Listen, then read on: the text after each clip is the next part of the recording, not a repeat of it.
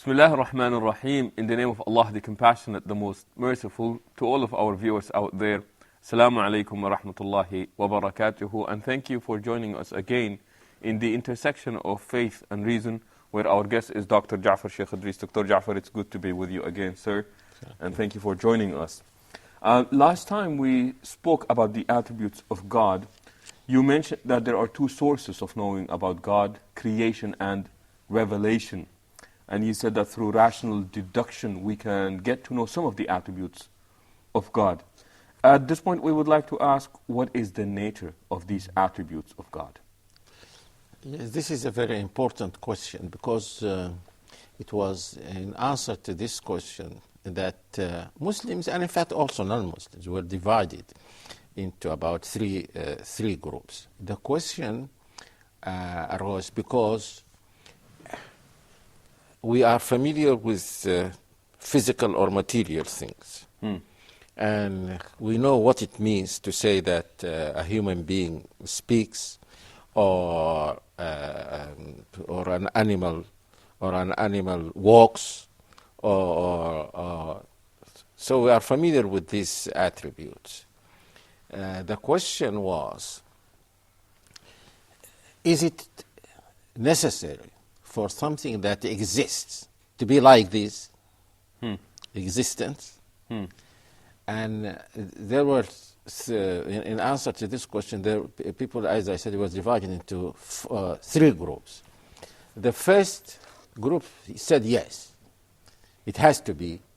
Nothing can exist if it is not like this existence. Like our own existence. Yeah, yes. Existence of human beings, of animals, of mountains, of animate and inanimate. And therefore, the nature of God and His attributes must be like these. Why are they making this? Why are they equating these two here? Why are they making this that God must exist in this way? Because they think this is the only way for something to exist.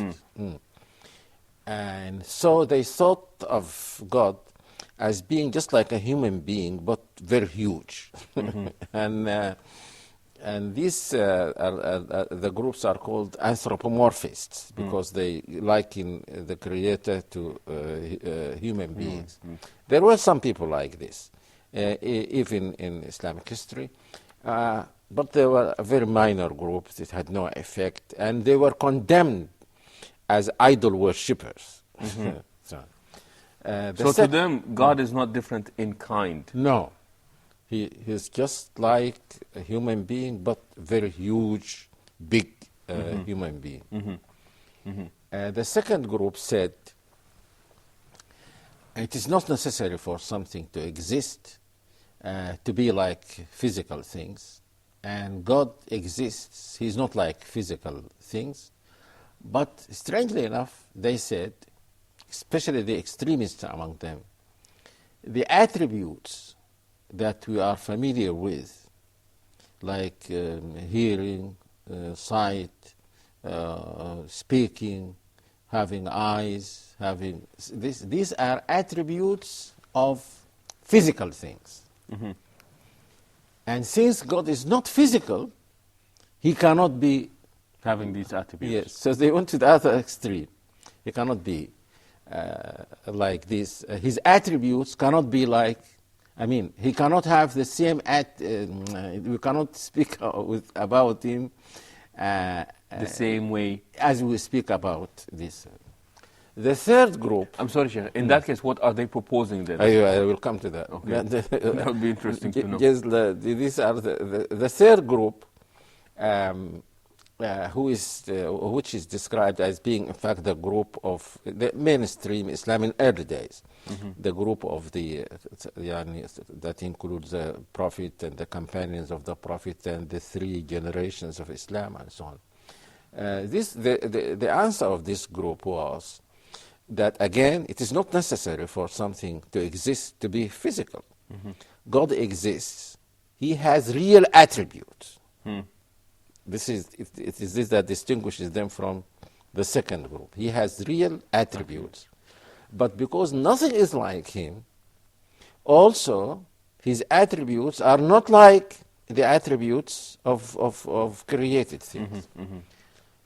These are the three. We forget about the first one because, as I said, they were condemned as being idol worshippers. The second group is divided into so many subgroups. The extremists among them would not even say about God that he exists. Out of fear that they're speaking to him in a language that they speak about other things. Yes. Interesting. So they were asked, what is he then? Because they can only speak as to what he is not. And this group was, and unfortunately, very influential. I read in Asad's introduction to his translation of the Quran. Muhammad Asad. Yes, he said something like this. We can only say about God what he is not. We cannot say what he is. Interesting. Now, the third group, which criticized them, said, now you try to avoid likening God to created things, and you ended up likening him to nothing, to things that don't exist. Because if something doesn't exist, I can say every negative thing about him, what he is not. Sure. I can say if something doesn't exist, I can say it is not tall, it is not short, it is not black, it is not white, it is not up, it is not down, it is not so. And so you ended up likening God to nothing. And that's why they said about the two groups that the first group are worshipping a sanam, an idol, and the second group are worshipping a adam, nothingness. Nothingness. So these are the main groups into which people were divided. Now, the second group, and apart from the extremists among them, was very influential. In fact, perhaps one can say now that, in fact, most believers, whether they are Muslims or non-Muslims, most people belong to the second group because they thought that this group was the only alternative to the first group. Very few people know about the third group, which was the group that represented Islam. Now, the second group, of course, the first group, as I said, they were told that you are not worshipping anything. You are talking about nothing. Adam. No. But some of the Ahl Sunnah were very fair. They said we have to distinguish between their theories and their reality. Because these people are Muslims, we see them praying and so on. It is impossible for someone to pray to something about which he can't say anything.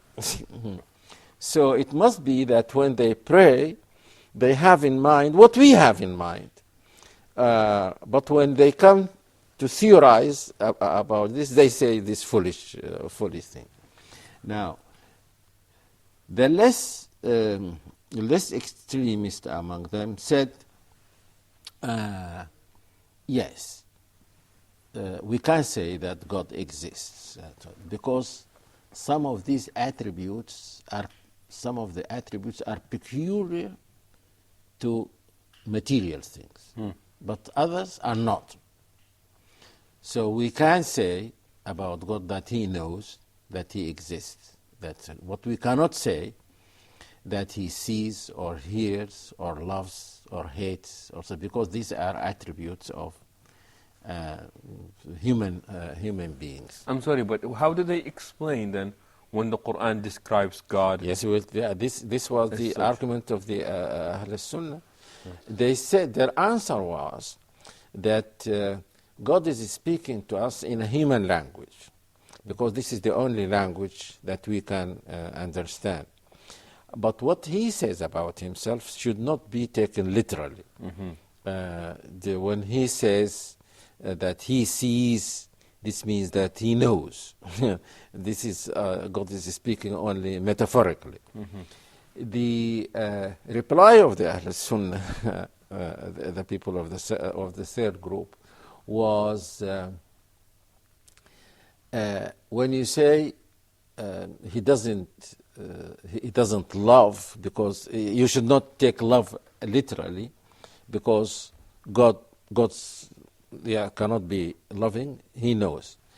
No, they asked him, is his knowledge the same as knowledge of created things? No. Hopefully that's what they said. Yes, they said no. He knows, but his knowledge. They said, okay, apply this to other attributes. His love is not like his love. Seeing and his hearing, and go on with that. Yes, because he knows, but his knowledge, he is all-knowing, he knows everything. But created things, the knowledge of created things is limited. So even Al-Ghazali said in his in the first, I think, chapter of his book Ihya Ulum al-Din, he criticized this argument, and he said this will lead to an infinite regress, because if I say God sees, you say no, you have to take this metaphorically. Seeing means knowing. But what is knowing? Is it the same as the knowing of human? You say this, no, this should be taken metaphorically. And so on and so on. He said there is no end to this. So if you end up saying that this attribute, when it applies to God, that does not apply to him in the same way as it applies to human beings, then why go to that extent? Why don't you say with the same thing with every attribute that he has said about himself? Yes. In there. Then these people of the third group said something very interesting, and I benefit from that. They said that attributes of things are attributes of, can be divided into attributes that are important for something that exists. Every existent must have these attributes, irrespective of the nature of the thing. There are attributes of living things, and so on. So if you say that God can be, if you say that physical things can be observed, they say, yes, this is because they exist out there. Sure. Out there.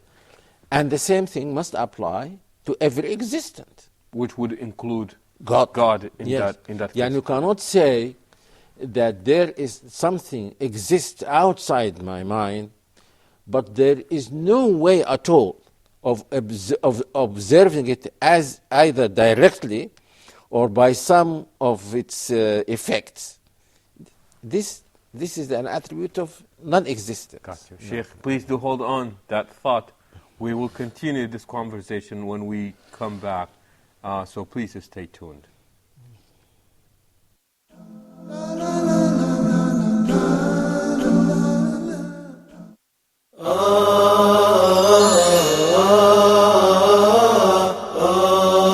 The main concepts of Islamic economics, how is it different from the Western theories?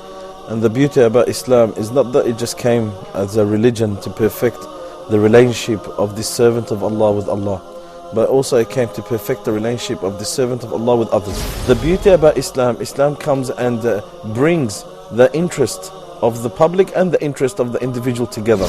How is Islamic banking different from the traditional banking system? The concept of riba is that I lend you money, I give you a loan, in return that you give me back that loan with an extra at the top. The idea of the stock market itself is halal or haram. So these are the main conditions that the scholars put with regards of the share market.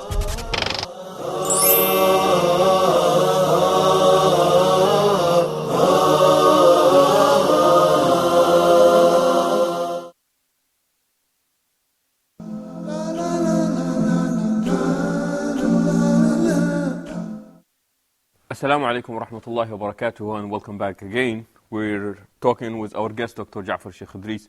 Dr. Jaffar, we're talking about the attributes of God and their nature.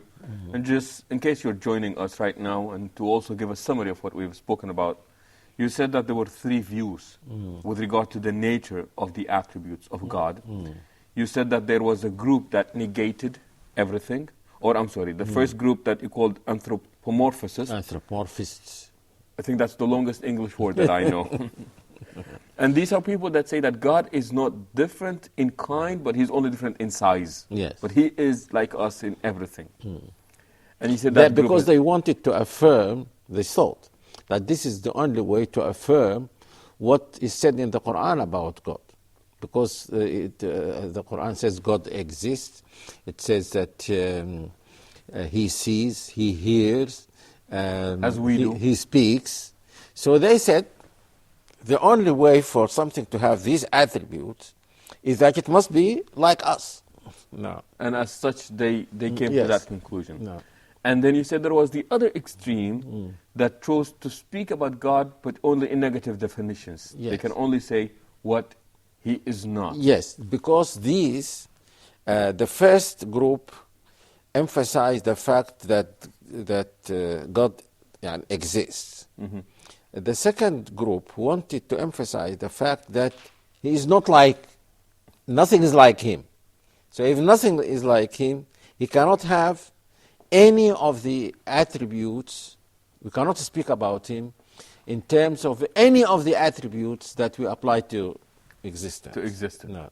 And what they would do is that they would explain away, or they would deem these attributes as metaphorical. Yes. So do not take them in their literal these sense. are the moderate ones. Right. The first group will not say anything about Him.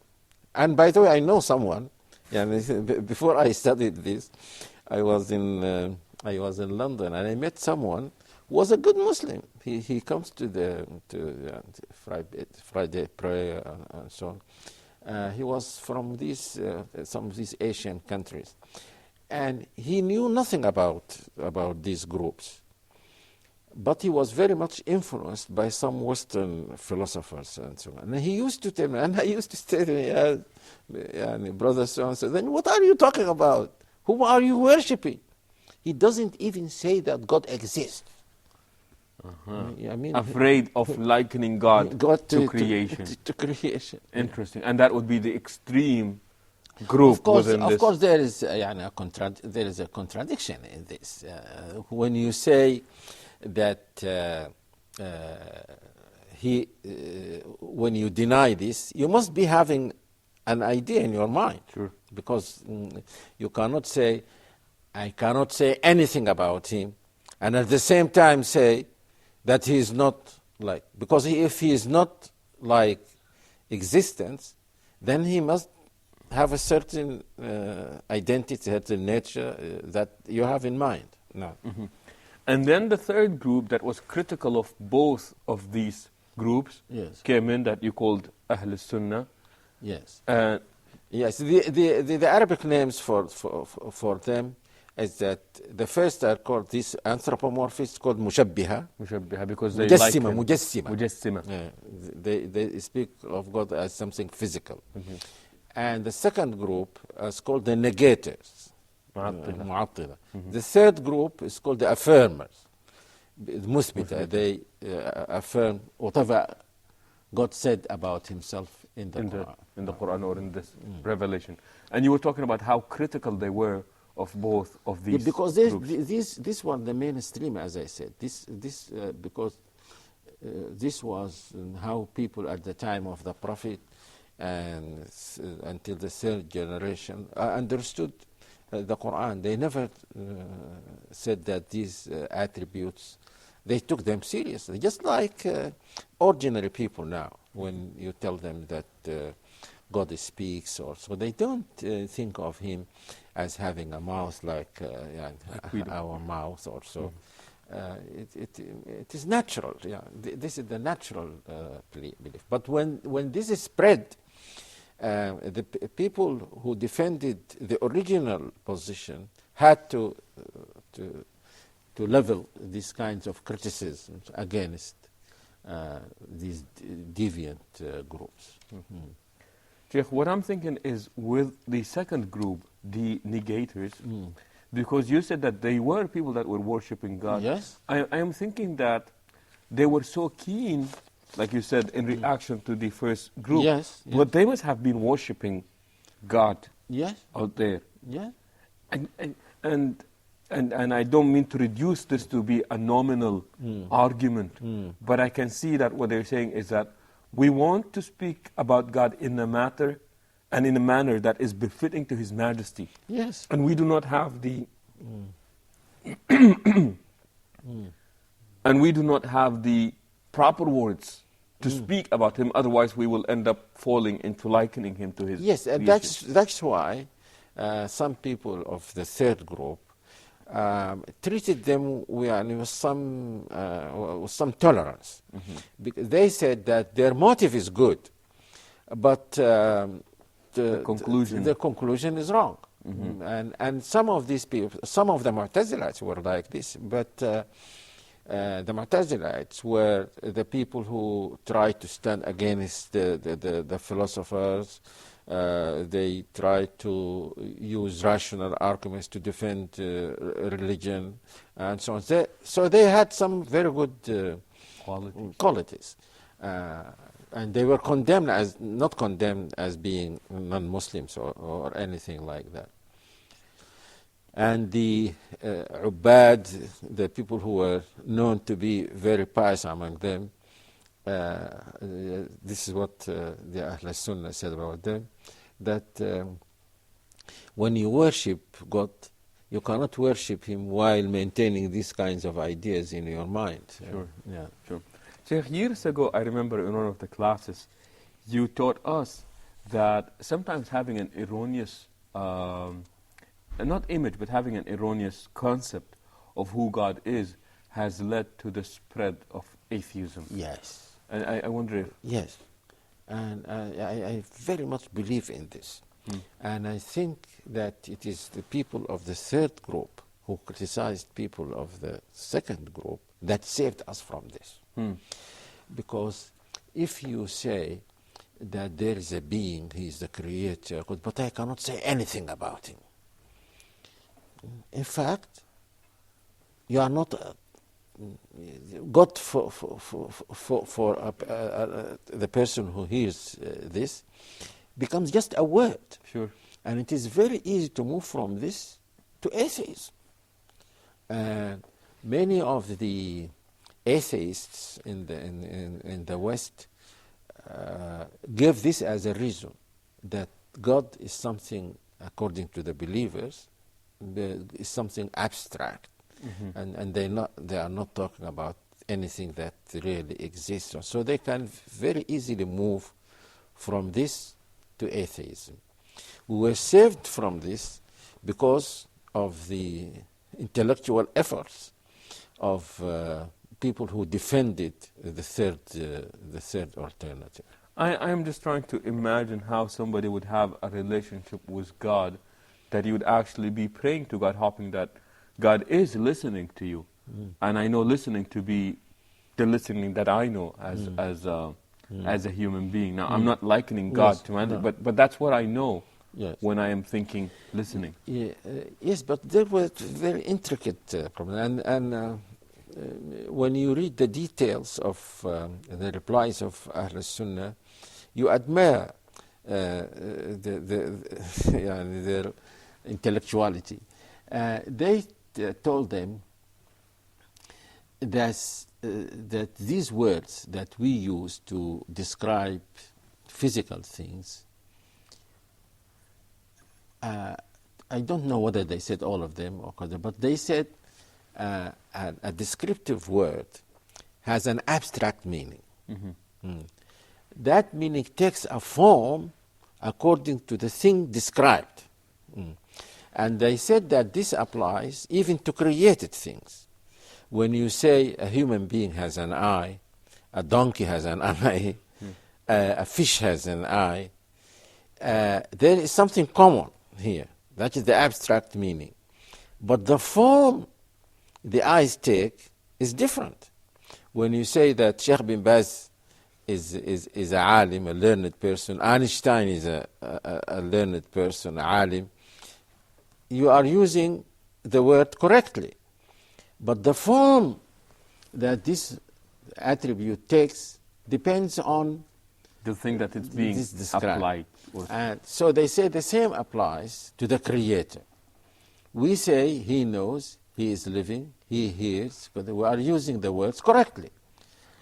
And there is something that is common. This abstract meaning is common between common to between us and God. But then the form that these attributes take when they apply to God is different from what they apply to God. And now I see how this is the middle position between these two groups. No, this is the position of the third group. Yeah, where one went to the extreme saying that we do apply the forms unlike the negators, but we do not liken it unlike these. Yes, and this is, you know, the famous saying of Imam Malik, and in fact it is said that someone said it even before Imam Malik, one of the companions of the Prophet, when he was asked about istiwa to be above the throne. What does it mean? He said, al-istiwa'u ma'loom, and we know the meaning of istiwa. Al-kayfu majhul, the how of it, the modality of yes, the how of it is not known to us. Now, if you don't know, for example, you never saw Mr. Putin. Suppose you never saw him. But someone said, Mr. Putin is now sitting on a chair. You can't imagine how he sits, because you liken him to human beings, and you know how a human being sits, so you can have an idea of the form of his sitting.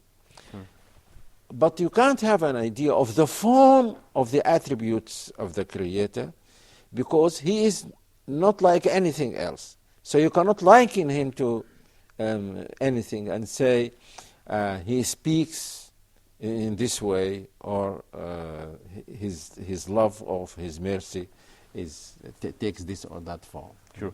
Sheikh, I do have some few more questions about this topic specifically. Usually the way it's introduced to us, it's very rigid and somewhat. But we would like to visit this topic again, and we will do this the next time we meet, inshallah. Thank you for joining us today, and hope that you will join us as well next time. Until then, we say Assalamu alaikum wa rahmatullahi wa barakatuhu, and so on.